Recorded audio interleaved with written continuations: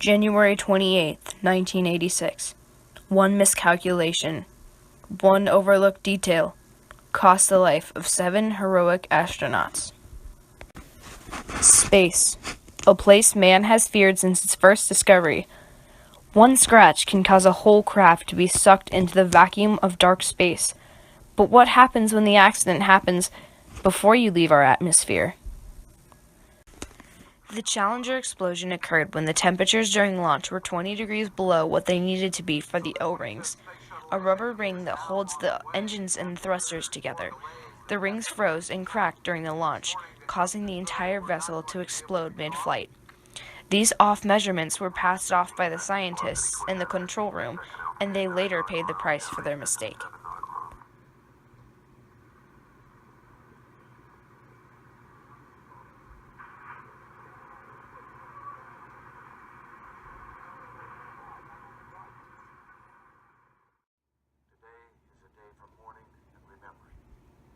Nancy and I are pained to the core by the tragedy of the Shuttle Challenger.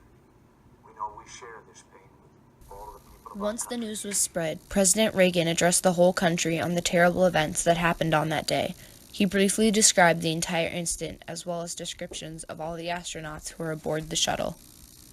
The 7 astronauts aboard the Challenger were L. Onizuka, Greg Jarvis, Mike Smith, Dick Scobie, Ron McMyer, Judy Resnick, and Krista McLaughlin. But unknown to you, these were not the first people to be launched into space. Since the first rocket launch, the public has marveled at the men we launched into the blue sky above, but we weren't actually the first. Russia launched Vostok 1 into space on April 12, 1961, containing astronaut Yuri Gagarin, the first man ever to be launched into space.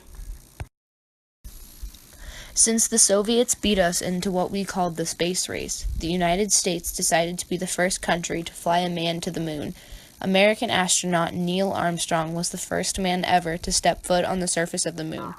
He launched in Apollo 11 on July 20th, 1969.